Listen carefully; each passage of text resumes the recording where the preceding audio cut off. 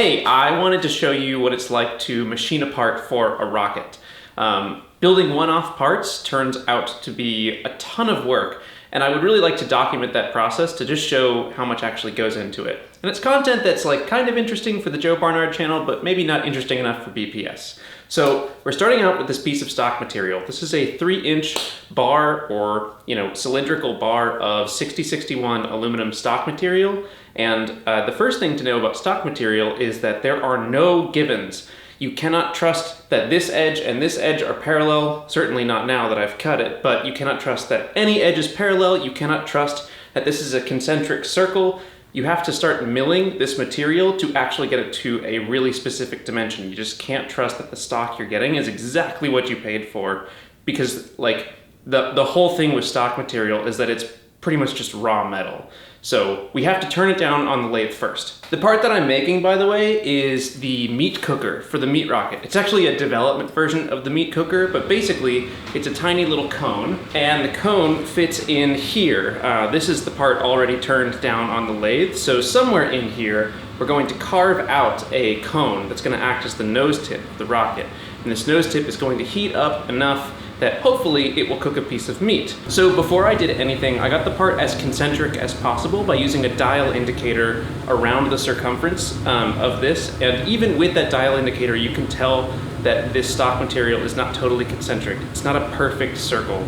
So the first thing I did is I faced off one side, and then I ran the lathe tool down the length of the part to make it concentric, to essentially force it to concentricity. And we're not making a part that is exactly 3 inches in diameter. We're making something that's like 2.7 or 2.5. And so we can afford to take off a little bit of that material, and that's gonna help us when we need to actually get our work coordinate offsets and everything else. So I turned it down on one side, flipped it over, did the same thing with the dial indicator to get concentricity on the lathe, before I faced off the other side and then finished turning down the part. And what we have here is a pretty nice looking cylinder. It doesn't have to have an amazing finish, but this is going to be our stock material that we're going to start working on in the PCNC 440 that I have over here. By the way, this is the part that I want to make. This is a cross section of it, but essentially this is the tip of the rocket. It's the tip of the nose. If I turn on the bodies, it becomes a little bit more clear what's going on.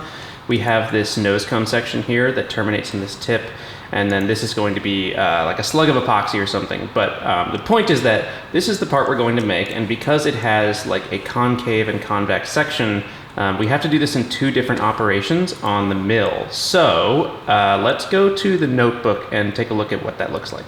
So this is the basic design here. I started with version 1, then version 2, and then I started on version 3 before abandoning and just going to CAD. It's really important though to start on a notebook. Starting in CAD is almost always a mistake for me. It's easier if I can sketch something out before I get to a CAD program. Regardless, this is the most accurate version that you're gonna see. And it doesn't matter exactly how this works, but the point is that it's this metal cone shape that has this internal section and this outer section.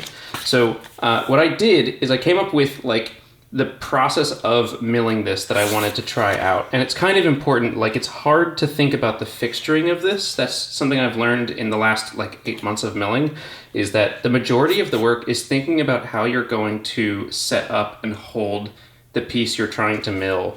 And additionally, getting your work coordinate offsets and stuff like that.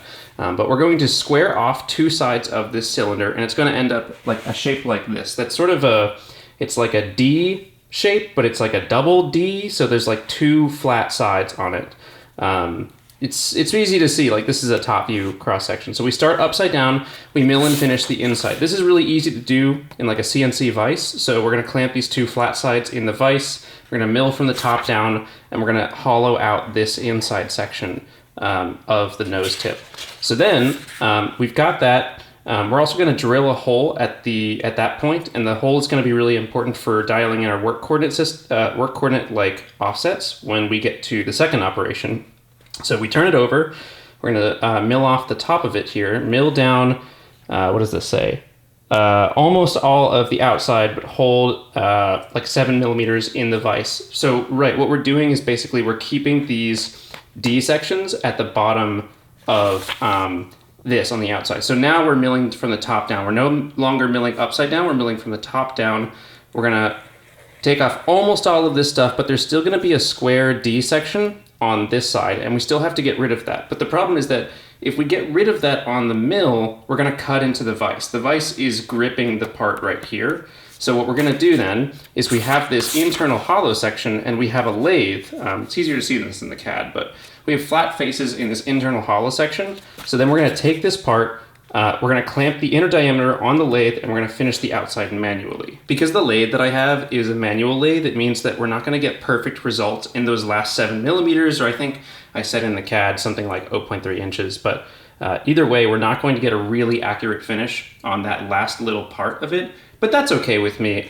This is actually a prototype. I don't think this will fly on the meat rocket itself. This is a version that's flying on Send It at Rockstock in, I don't know, like 5 days, something like that. So anyway, this is our plan. It's important to start off with like an order of operations so that we know how we're going to accomplish this without like diving in first and then realizing we're in trouble. But I think this should work. So let's start by squaring off and creating this like 2 flat-sided cylinder thing. Okay, the next step is to get our vise all set up. We're using a 4-inch vise here. This is just a Tormach 4-inch CNC vise, so it's really accurate. But it's only that accurate if you zero it in. So we're gonna take a dial indicator, run it along the side of the vise, and make sure that this is exclusively along the y-axis. Because if we mount it this way, we get these weird offsets. And like, maybe it'll still be concentric through one operation, but because we're doing 2 operations, it's really important that we have this vise totally square. Okay, we're set up on the y-axis, so we can go back and forth and find out how zeroed in our vise is, which currently it is not that zeroed in. If I hit it in one direction or the other, we can try to correct for that offset. Okay, so we're gonna use the hammer to adjust the sort of turn of the vise, and I'm just gonna give it little taps as we go back and forth here. So, not quite good enough yet. We really want that dial to not move as we go back and forth. And that's actually pretty good right there. Yeah, that's gotta do it. There it is. So we're all dialed in, and now we can tighten down the vise using the Allen wrench. Okay, so we're starting off with a pure cylinder and we have no actual reference point here. I'm gonna open up the jaws of the vise and just let this sit in here. It literally doesn't matter what the clocking on the part is just now, because once we face this part of like the cylinder off, that becomes our reference for a whole lot of stuff going forward. So my plan here is to use the Superfly fly cutter on this. This is probably far from the ideal tool just because of like the range of motion of this tool. But it's a cutter that I really like. It leaves a beautiful surface finish. It makes a really good surface finish for clamping onto it, just in terms of engagement. And mostly, like, I don't know, I just kind of wanted to, and I knew it would work. So that's why we're doing it that way. So basically the plan here is that I'm gonna use the Z-axis on the DRO to just dial in negative 0.2 inches. I've set my offset for the Z-axis. I don't actually need offsets for any other axis, but I'm gonna go ahead, switch to the Z-axis and then just start dialing down, and we should start getting a few chips here. So we're going down, let's say 0.1, and then I can move back and forth on the X-axis, and you can start to hear us make some cuts here. And what actually we should probably be doing is just going down the center and moving back and forth on the Y-axis. So that's all good. Now we can step down just a little bit more on the Z. So we'll go down, why don't we go down to like 3. So that takes a nice little cut.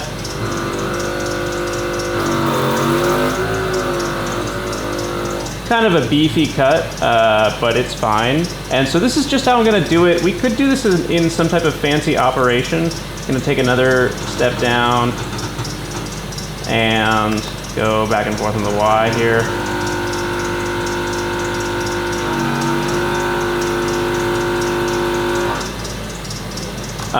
Like I was saying, we could do this in an operation in like Fusion or some other CAD program, but it's fine to just do it with the DRO and like what is essentially manual milling here.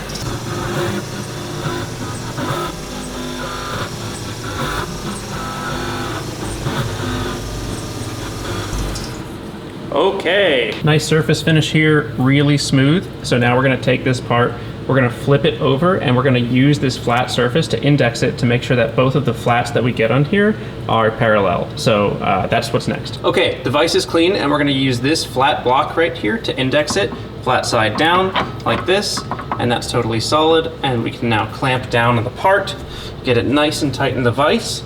Now we'll index off our 0 from the cutter right here and cut another 0.2 inches off the top here.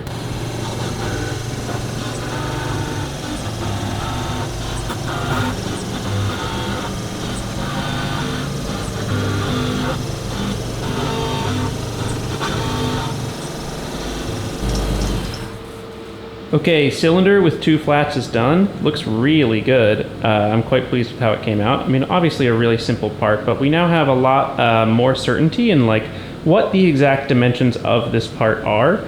So we're gonna toss this in the clamp vertically. And before we do that, we're actually gonna toss it in. Wow, look how blue that is. My white balance is losing it.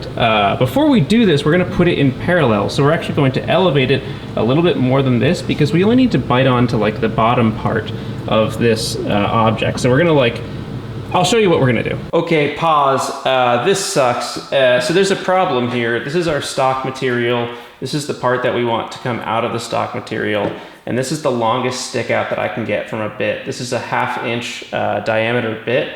And any more stick out than this, any more, stick out on the actual tool is gonna cause a lot of instability. Frankly, we don't have much length to play with here, and the length of this bit, which is the longest one that I have for this, is not going to sink into the material far enough to actually create this part. So there are a couple of ways that we can mitigate this. The way that I'm planning on doing this is the only operation that this is really a problem is the first operation where we're milling out the inside of this part.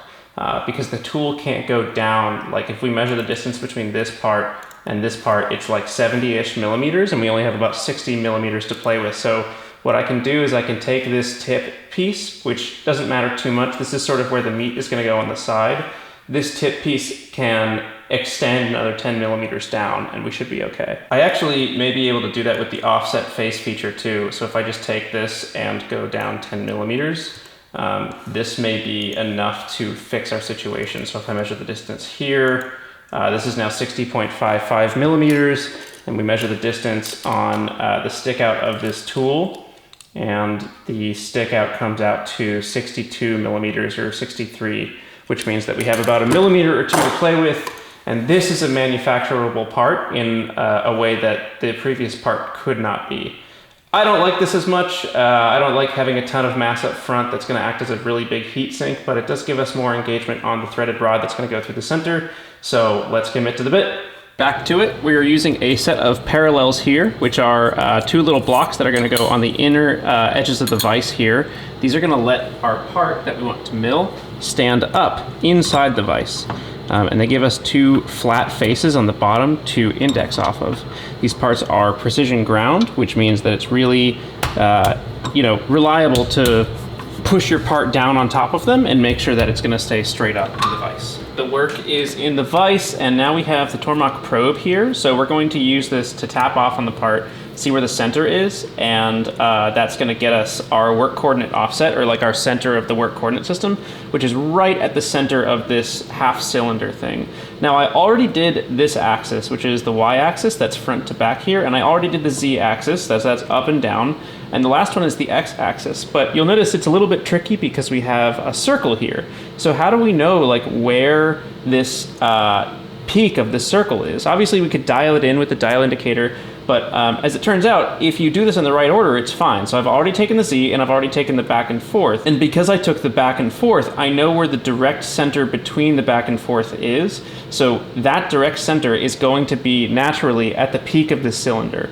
And because we know that it is a perfect cylinder, because we turned it on the lathe and we know this is totally a concentric cylinder, we can have good certainty that when we probe the side here, while the DRO reads 0 on the y-axis, we should get a good reading for the x-axis. I'm gonna bring the machine down here, bring it up maybe just a little bit, and we're gonna find the negative x and set this as our work coordinate system origin. Here we go, we're tapping off. So that's our new origin on the right side of the part. So then we come over to the left side of the part, bring the tool down, and then we're going to tap off on this. This is our X plus. Okay, now check this out.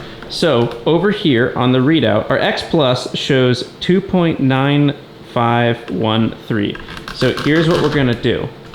The white balance is all over the place here. So I'm going to bring the machine up, and then if you look on the x-axis here, we're going to go to the half of 2.9513. Okay, so half of that is 1.4756. So we're going to go to that on the x-axis.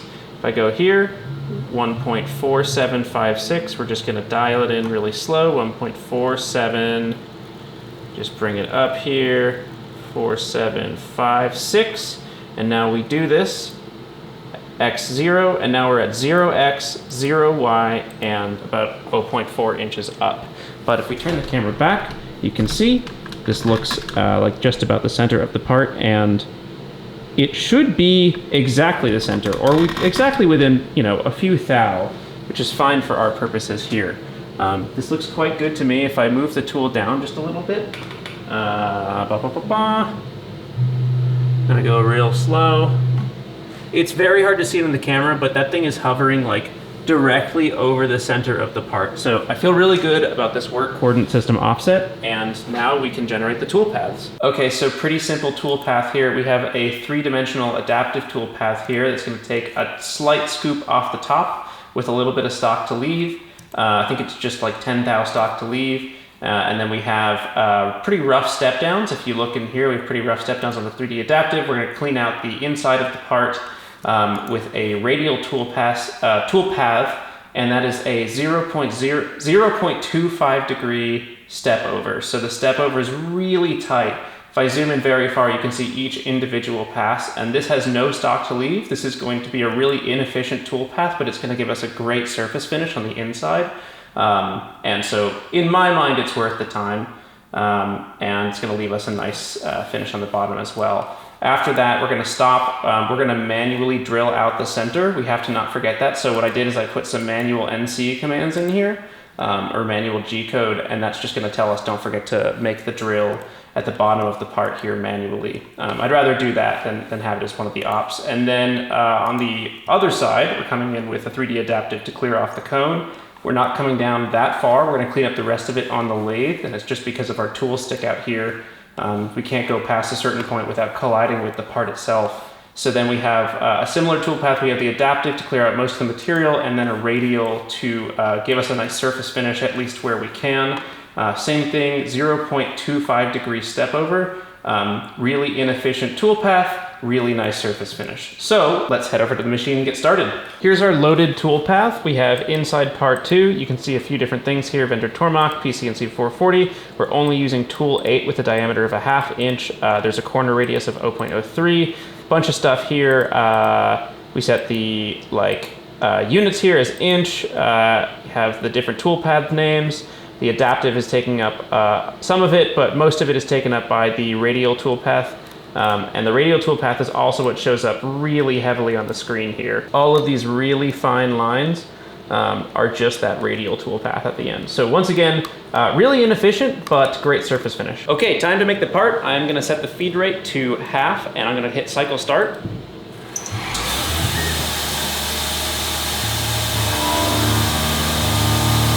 So the reason we set the feed rate to 1/2 is that we want to be really conservative when we start. There's a good chance that when we start, something in our toolpath is wrong, something in our programming is wrong, and setting that toolpath to 1/2 is going to help protect us against that kind of thing.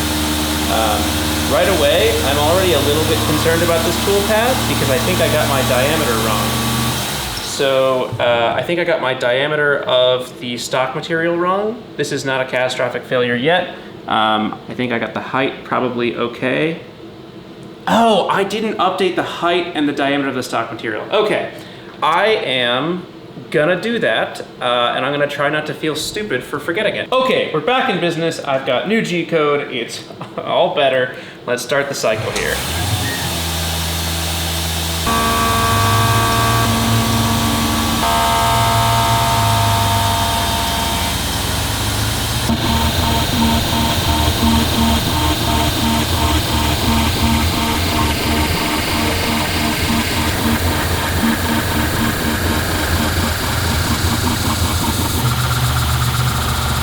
Okay, we have the radial pass going now. I did have to reset the G-code and reprogram it, but this is the tool path as seen from above, and this is the machine doing its thing here. It's got a little section that's already cleaned up, if you can spot that in there, and it should come out with a pretty nice finish. So I regenerated the G-code just because we were doing a 0.25 degree step over, which was like hella excessive, super not necessary. So I changed that to a 1 degree step over. So we basically have 360 of these passes, and we should be good to go.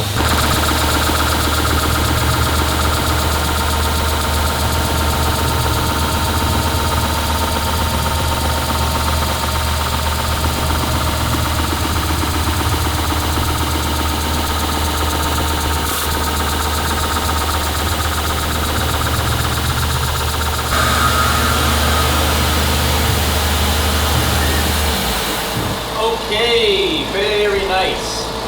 Good work, everyone. Here is our part after milling it, as we did. It's a little hard to see inside, but it does look great. Really happy with the results. There's no other operation that I'm going to do at this point. I know that earlier I said I was going to drill out the hole with this operation, but what I'd rather do is get the whole shape of the material, put it on the lathe, and then on the lathe we can like manually center it, we can dial it in with the indicator, and I feel pretty confident that doing that will let us drill the hole just as accurately, probably not more accurately, but I just like drilling on a machine that doesn't have a lot of vertical travel. At least for a part that is mounted this high up, feels a little sketchy to me, so we're gonna do it that way. Anyway, now it is time to turn this thing upside down and mill out the cone shape.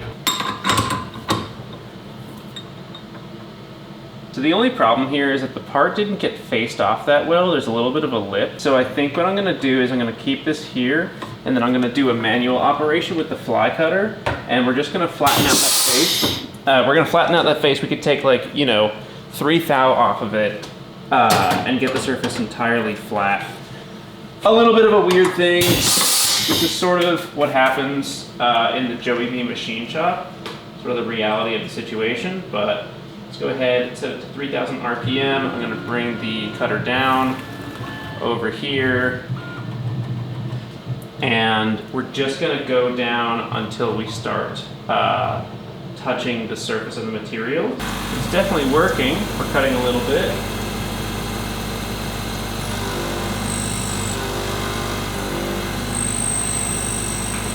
This is much nicer. This is a totally flat surface finish now. Really sharp edges, and we don't have any of those lips that we had before. So now we can turn it over and have really good confidence that we have a flat surface.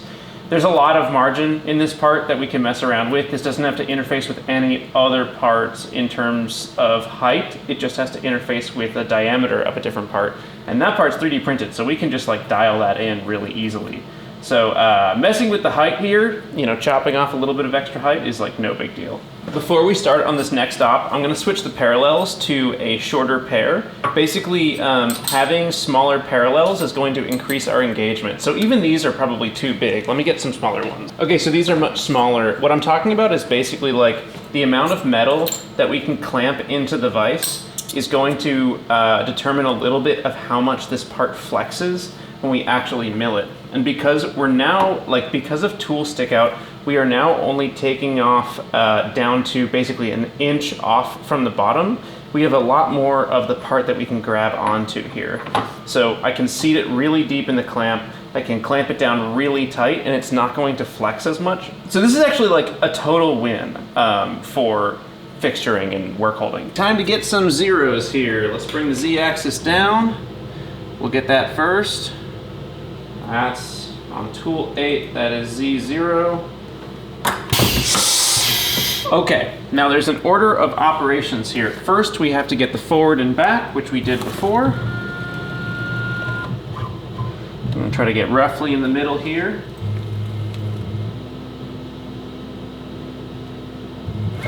Okay, set. Bring it over here.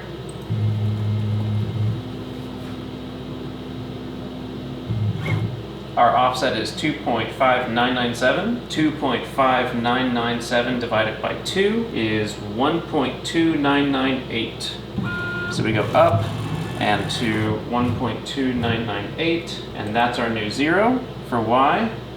And then for x, we know that we're on the center of y, so we can just travel on x here.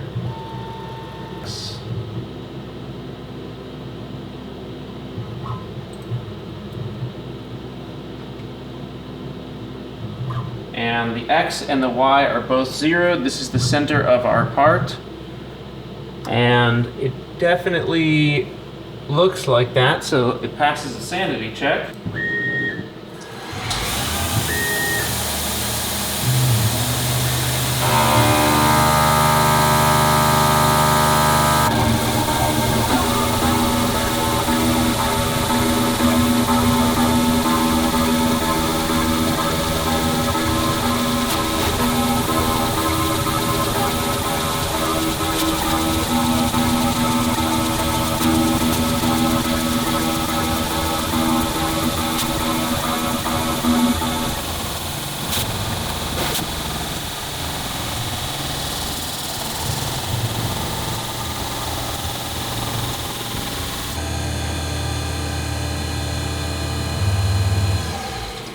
Okay, the surface finish looks great, very smooth. The finished part looks excellent, but we have this big cylindrical chunk that we need to turn down on the lathe, so that's the next step here. Here's the part out of the mill, just as a closer look here. Really good finish on that tip, a really good finish on the inside as well, and then we just have to clean up this section.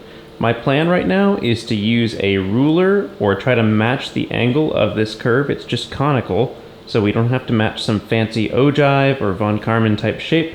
We're just gonna try to match this on the manual lathe and see how it comes out. Okay,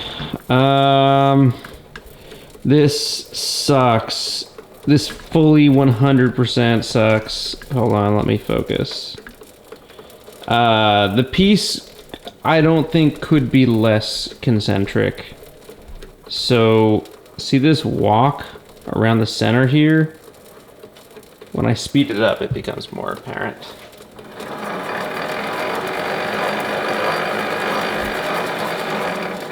This means distinctly I did a bad job at machining this. I'm not sure in which step I lost my center, but man, did I lose it. On a guess, I'm looking at like 2, maybe 3 millimeters of variation across the rotation, which is huge for something like this, because the wall is supposed to be like 1.5 millimeters. So we're far enough out of tolerance that we would have one side empty if we tried to turn it down. I don't know if this part is salvageable. It might be. This is just a test piece. I don't really expect to fly this on the meat rocket, but really a bummer, I would have to say. Yeah, really, really a bummer. So, not sure what to do right now, other than go to bed and think about it when I wake up, because I'll have better ideas then. Okay, lathe off, e-stop hit. Good night.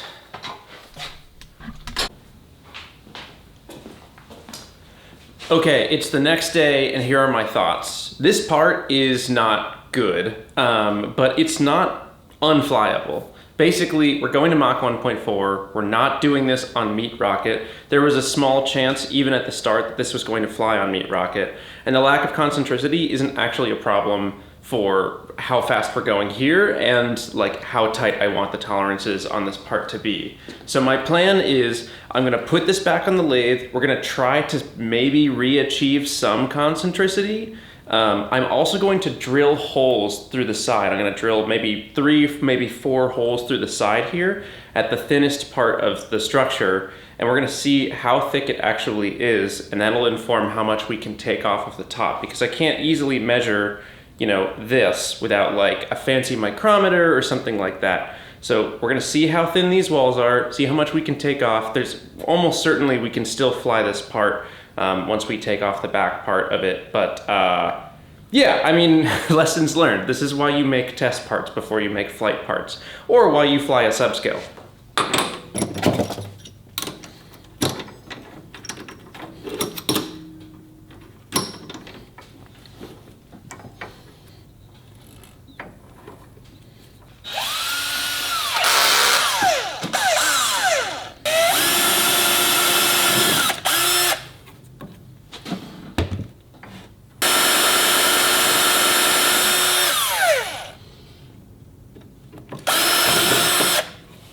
Okay, there is a lot of metal on this side. Yeah, that is a lot of metal on that side. So why don't we start trying to turn it down and we'll see what happens.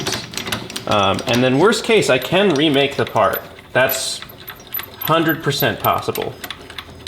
Okay, so my plan is that I'm gonna get the tool roughly in the shape that I want to carve out. And then because it has about the right angle, we should be able to get a decently smooth surface finish.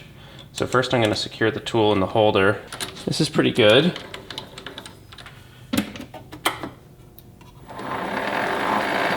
That is like 1,000,000% non-concentric. It's kind of awful. Yeah, so this wall is pretty thin, which is sort of where the lower limit is. So I feel okay turning off a bunch of this. And we'll see how it goes.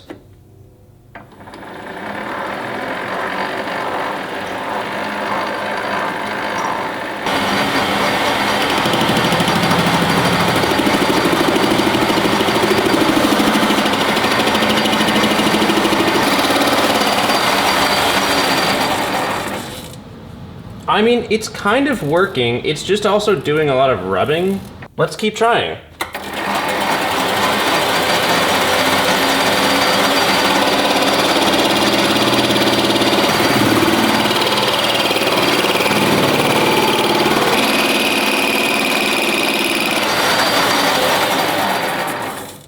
Okay, this is a really bad way to take metal off of a part, but it is working. It is becoming more concentric. Not easily, not quickly, and not cleanly, but it's like, it is working.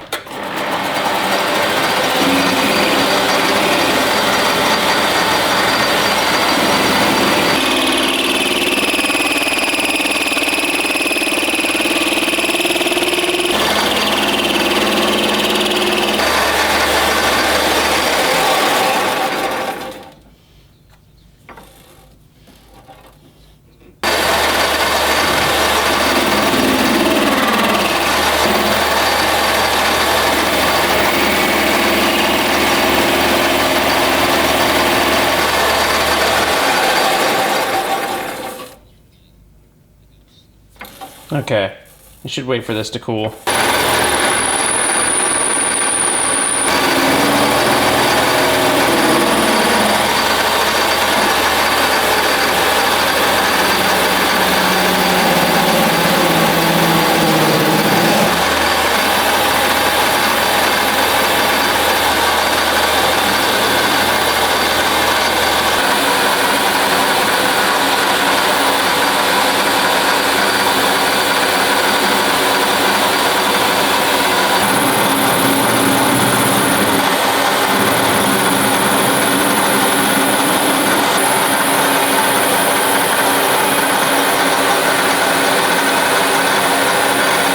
Okay, honestly, this is going way better than I thought it would. The nose cone looks pretty rough, but it is actually fairly smooth. It's definitely concentric now because we're turning it on the lathe. All of the concentricity issues seem to be gone. I'm looking between the two holes. There's one right here, and there's one right here, and the thickness, like the internal thickness of the wall, looks about right. So it's like, I think I'm kind of salvaging it, which is amazing. That's like not what I thought would happen here. The next thing that I want to do is get a really nice surface finish on this. It does look pretty rough. Like if I zoom in, it looks like it's a pretty rough thing, and you can actually see the shape is not totally conical because it's a manual lathe and I'm not great at it. But my plan is I'm going to use some sandpaper here, get really careful about the lathe chuck, and just see what happens.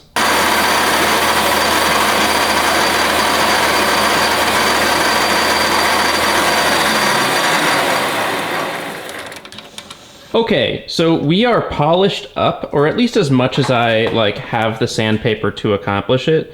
The nose tip looks really good. Pretty happy about this. You'll notice I have the tailstock here. So we have a spot drill, and then we're gonna drill out the M3.5 hole, which is actually gonna be like a little less than 2 millimeters because we're going to tap that hole and use the threaded rod to hold this nose tip on. I am so glad I did not drill this hole on the mill. This is a task for a lathe, and we're learning a whole lot about how I want to make this for the meat rocket. So drilling this hole that has to be concentric so that the nose cone doesn't fit with like a lip on the edge, this hole has to get done on the lathe. So I made the right choice here without really knowing why. But anyway, yeah, time to use the spot drill. We'll use the actual drill, we'll tap the hole, and then this part will be done. At least the metalworking part will be. Okay, spot drill looks good, so now we're gonna use the actual drill to go all the way through.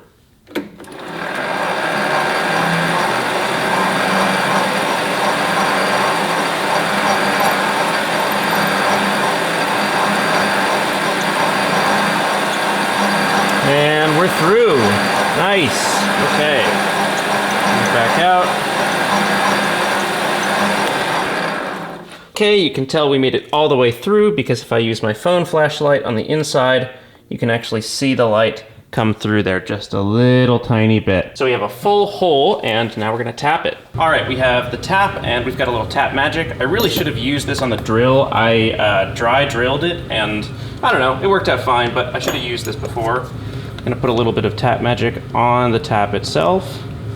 And let's get started. I drilled this hole pretty undersized because I wanted the threads to be fairly intense, so we might have a tough time tapping this. So the reason that I'm not removing it from the lathe is concentricity. Basically, we made this part with this mounted a certain way, and there's all sorts of misalignments and different things in the machine that can cause concentricity errors. So on the very off chance that I need to turn one more bit of this, I'm leaving it on the lathe as long as possible. Definitely feeling some good resistance from the tap. So I want to be careful to not break it because this part takes a while to make. And as we go deeper into this hole, the thing that we're contending with is that there's like more and more engagement. Even if these final threads aren't actually doing any cutting, they're still rubbing against the metal. So it becomes harder and harder as the tap gets deeper in the part. And you have to just take it slower and slower. Let's remove it and clear some debris. So we're really at the end of the tap. We just can't go much further here. And the only way that we could get further is if I started to drill out some of the top, which I might actually do, because the engagement on the thread has to happen inside here.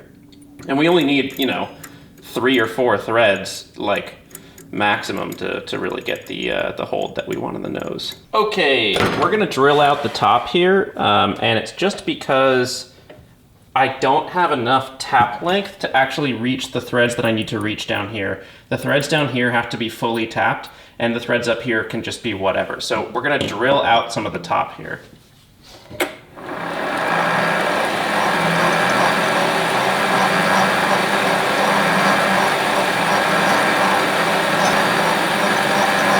right. That should be good enough. Go back. There we go. There's a little thread cutting, so we're definitely still cutting threads, but it's pretty easy, which means we're probably towards the end. Yeah, pretty easy, and we're definitely through here. And we can test this with a piece of M3.5 threaded rod while we're still in the lathe, just in case we have to do it one more time. This is a piece of M3.5 threaded rod. We're gonna stick it in here, and you know what? This might be a little sketchy. Let's see if this works. So I'm threading in, and it's working. I think we're all the way through. The rod is getting eaten up by the threads there. Yeah, cool. That's a full thread. Now we can put it in reverse, back it out.